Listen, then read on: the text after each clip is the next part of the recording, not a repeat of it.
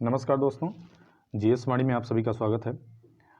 बहुविकल्पी प्रश्नों की यह श्रृंखला है हमारी। इसमें हम आज आधुनिक बिहार देखेंगे। मध्यकालीन बिहार लगभग समाप्त हो गया था। यहाँ हम पूर्वाधुनिक काल देखेंगे। कुछ नवाबों की शासन वगैरह बंगाल में जो है, उसके बाद देखेंगे कैसे बिहार आधुनिक काल में प्रवेश करता है। तो पहला प्रश्न, नवाब अली वर्दी खां की बिहार में कार्यकाल थी, कब तक था? 1734 से 1740 तक। अली वर्दी खां ने बंगाल की गद्दी पर अधिकार किया, कब किया था? 1740 में। बंगाल के नवाबों में किसने राजधानी मुर्शिदाबाद से हटाकर मुंगेर में स्थापित की थी? मीर कासिम ने। 1748 में बिहार के किस उपनवाब की हत्या हुई थी? किसकी हुई थी? वो हैबत जंग की हुई थी। 1748 में अली वर्दी खां ने रानी सराय के युद्ध में किसे पराजित किया? अफगानों को। सॉरी। निम्नांकित में कौन बिहार का प्रथम नायब नाजिम था? राजा राम नारायण। 1733 में मुगल सम्राट मोहम्मद शाह ने किसे बिहार की सूबेदारी प्रदान की थी? सुजाउद्दीन को। अली वर्दी खां ने बिहार में अफगानों को किस युद्ध में पराजित किया था? किसमें पराजित किया था? पटना के युद्ध में। बिहार में कहां अली वर्दी खां ने मराठों को पराजित किया था? फतुहा के समीप। बिहार के किस उपनवाब को अफगानों ने हत्या कर दी? उपनवाब की अफगानों ने हत्या कर दी थी, तो जैनुद्दीन हैबत जंग की। अब देखते हैं बिहार में यूरोपीय कंपनियों का आगमन। बिहार में डेन व्यापारियों ने कहाँ व्यापारी कोठी खोला? तो कहाँ पे खोला था? पटना सिटी, नेपाली कोठी। बिहार के पटना में माल गोदाम की स्थापना फ्रांसीसियों ने कब किया था? 1734 में किया था। बिहार से यूरोपीय कंपनियां क्या व्यापारिक सामग्री प्राप्त करती थी? तो क्या प्राप्त करती थी? अनाज भी प्राप्त करती थी, शोरा भी प्राप्त करती थी और वस्त्र भी प्राप्त करती थी। तो उपरोक्त सभी। अंग्रेजों की बिहार के साथ व्यापार में मुख्य आयात सामग्री थी, तो मुख्य आयात सामग्री क्या थी? अनाज भी था, शोरा भी था, अफीम भी था। अभी पिछले प्रश्न में देखा। किस अंग्रेज यात्री ने बिहार में 1670 से 71 में भीषण अकाल की चर्चा की है? किसने? जॉन मार्शल ने चर्चा की है। अंग्रेज यात्री पीटर मुंडी किस मुगल शासक के समय में बिहार आया था? ये शाहजहां के समय आया था। यूरोपीय कंपनियों द्वारा बिहार में स्थापित फैक्ट्रियां मुख्यतः थी, कौन कौन थी? तो यहाँ पे हम देखेंगे कि भंडारण केंद्र भी था और ये व्यापारिक केंद्र भी था और प्रशासनिक केंद्र भी था, उत्पादन केंद्र नहीं था। अंग्रेजों ने पटना में अपनी फैक्ट्री किस मुगल शासक के शासनकाल में स्थापित की थी? शाहजहां के शासनकाल में स्थापित की थी। बिहार के क्षेत्र में सर्वप्रथम कौन आया था? सर्वप्रथम पुर्तगाली आए थे। देखिए यहाँ पे आप लोगों को थोड़ा सा स्पष्ट भी होगा, जहाँ तक आप लोगों ने पढ़ा भी होगा कि मुख्यतः ये 15वीं शताब्दी के बाद यूरोप में क्या होता है कि जो राजा वगैरह वहाँ के होते हैं, वो यात्रियों को, व्यापारियों को और जो नए नए शोधकर्ता होते हैं उनको प्रोत्साहित करते हैं। तो यहाँ पे क्या होता है कि कुछ व्यापारी निकलते हैं अपनी जहाज़ें लेके, तो अपने जहाज़ों में ज़्यादातर जो देखने में आता है स्पेन के, पुर्तगाल के, यही लोग बाहर निकलते हैं। ये तटवर्ती क्षेत्र भी रहते हैं, इनकी कुछ ज़्यादा ही जिज्ञासा रहती है समुद्र के बारे में और नई नई जगहों को खोजने के बारे में। तो ये वहाँ से निकलते हैं और वहाँ से काफ़ी मात्रा में जो है अपनी जो भी चीज़ें सामान लेके चलना होता है वो चलते हैं। काफ़ी व्यापारी निकले थे, लेकिन उसमें से कुछ ही पहुँच पाए सही सही जगहों पर, अन्यथा कोई किसी प्राकृतिक घटना के शिकार हो गए या किसी दुर्घटना के शिकार हो गए। तो जब ये यहाँ पे आए, मान लीजिए भारत पे आ गए, तो ये भारत की भूमि पर जब आए तो यहाँ इन्होंने देखा कि यहाँ की संस्कृति, यहाँ के लोग, यहाँ का वातावरण बिल्कुल अलग सा है। इन्होंने कुछ चीज़ें यहाँ देखी जो इन्हें पसंद आया, ये ले जाके उसे यूरोप में बेचे, वहाँ बहुत बड़े मात्रा में इन्हें फ़ायदा मिला। जब बहुत बड़े मात्रा में इन्हें फ़ायदा मिला तो इन्होंने सोचा क्यों ना इसे नियमित कर दिया जाए, लगातार इससे फ़ायदा कमाया जाए। धीरे धीरे क्या हुआ कि ये लोग यहाँ पे आके फैक्ट्रियां स्थापित करना शुरू। ये फैक्ट्री का वो मतलब नहीं था यहाँ पे कि वहाँ पे मशीनें लगी हैं, उत्पादन हो रहा है। इस फैक्ट्री का अर्थ होता था जहाँ पे भंडारण किया जाता था सामान्यतः। तो ये क्या करते हैं कि भारत के अंदरूनी भागों से सामान खरीदते थे और तटवर्ती भागों पे ले आके उसको इकट्ठा रख लेते थे।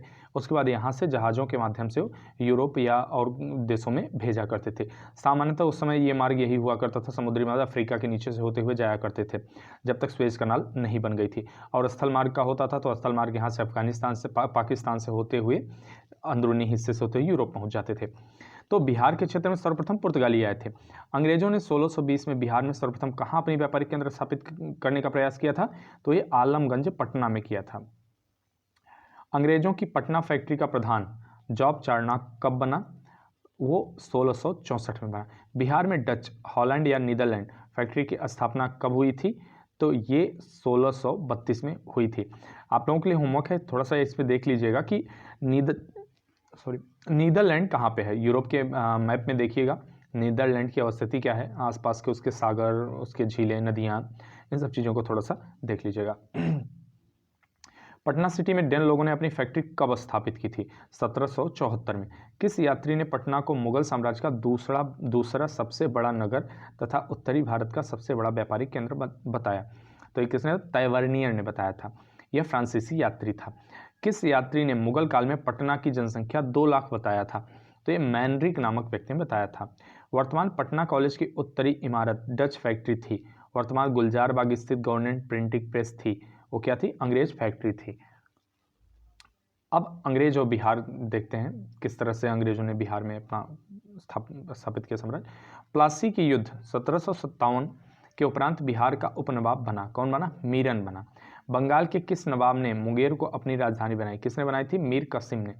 बिहार आने वाला पहला अंग्रेज यात्री था, कौन था? रॉल्फ फिश था।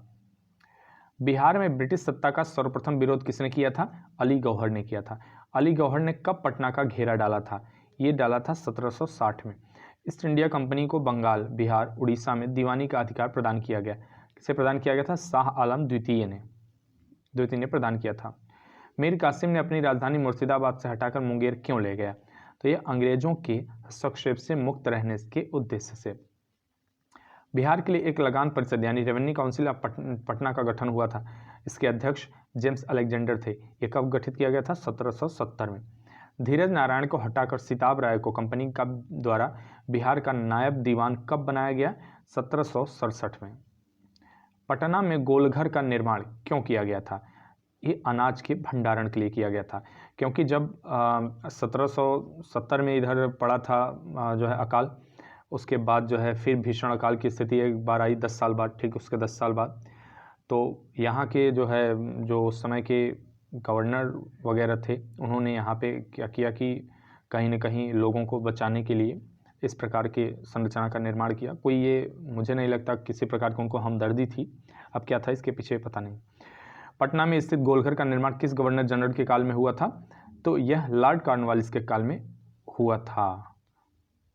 और कराया किसने था? जॉन गैस्टिन ने। बिहार में अंग्रेजों द्वारा किए गए प्रशासनिक परिवर्तन के संबंध में क्या सही है? तो इनमें क्या देखते हैं? उपरोक्त तीनों सही हैं। बिहार में फौजदारी प्रशासन को 1790 तक अपने नियंत्रण में ले लिया गया। 1866 में सारण जिले को 2 भागों में बांटा गया, यानी एक सारण, दूसरा चंपारण। 1875 में तिरहुत को मुजफ्फरपुर और दरभंगा की 2 इकाइयों में विभाजित किया गया।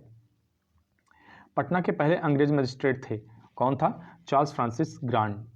बिहार में शोरे के व्यापार का एकाधिकार अंग्रेजों को किसने प्रदान किया? तो यह प्रदान किया मीर जाफर ने प्रदान किया था। बिहार के क्षेत्र में 1757 से 58 के मध्य मीर जाफर और अंग्रेजों का विरोध आरंभ किया गया।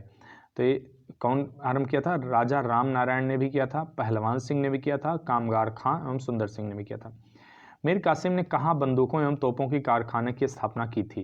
कहाँ पे की थी? मुंगेर में। बक्सर का युद्ध कब हुआ था? 22 अक्टूबर 1764 में। बक्सर बिहार के युद्ध में अंग्रेजी सेना का नेतृत्व किसने किया था? किसने किया था? हेक्टर मुनरो ने। बक्सर के युद्ध में किसे विजय प्राप्त हुई थी? ईस्ट इंडिया कंपनी को विजय प्राप्त हुई थी। 1781 में बिहार के पटना के आसपास के क्षेत्रों में हुई ब्रिटिश विरोधी संघर्ष में भाग लिया था। किसने भाग लिया था? इकबाल अली खान ने भी भाग लिया था, नारायण सिंह ने भी भाग लिया था।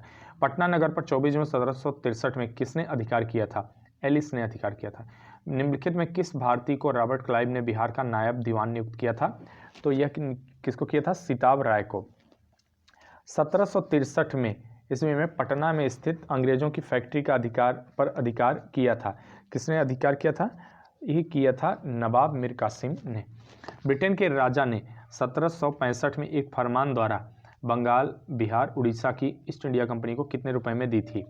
तो ये दी थी 26 लाख रुपए में।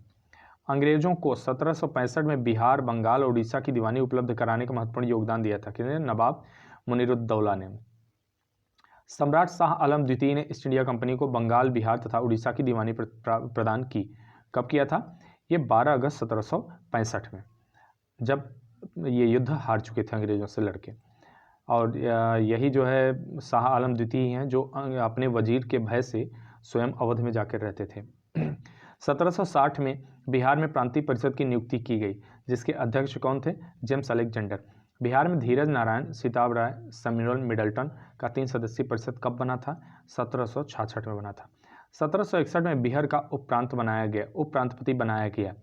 ये कब बनाया गया? ये राजवल्लभ को। 1767 में ईस्ट इंडिया कंपनी ने राजा राम नारायण को हटाकर किसे बिहार का नायब दीवान बनाया था? राजा सिताब राय को। बिहार पटना में एक लगान परिषद का गठन किया गया, जिसे रेवेन्यू काउंसिल ऑफ पटना के नाम से जाना जाता है। 1770 में बनाया गया था। बिहार में अकाल के जांच हेतु राजस्व कमियों को पता लगाने तथा नया बंदोबस्त के लिए कंपनी ने किसे बिहार भेजा? सर जॉन शोर को भेजा था। तो ये हमारी वीडियो यहाँ पे समाप्त होती है। आप सभी को अगर वीडियो अच्छी लग रही है, उपयोगी लग रही है, तो लाइक करिए, शेयर करिए, कमेंट करिए, और अगर जिन्होंने सब्सक्राइब नहीं कर रखा है सब्सक्राइब कर लीजिए, क्योंकि अगर नई वीडियो हमारी आती है, कोई मान लीजिए हम इस पर और भी काम कर रहे हैं, कई सारी अच्छी वीडियो आने वाली हैं जो और परीक्षाओं के लिए भी इंपॉर्टेंट होंगी, तो वो वीडियो आप तक पहुंच जाएंगे। अगर आप सब्सक्राइब किए हुए हैं तो आपको नोटिफिकेशन मिल जाएगा और किसी एग्जाम के लिए शायद लेट भी नहीं होगा। तो अगली वीडियो हम लेके आते हैं बिहार में स्वतंत्रता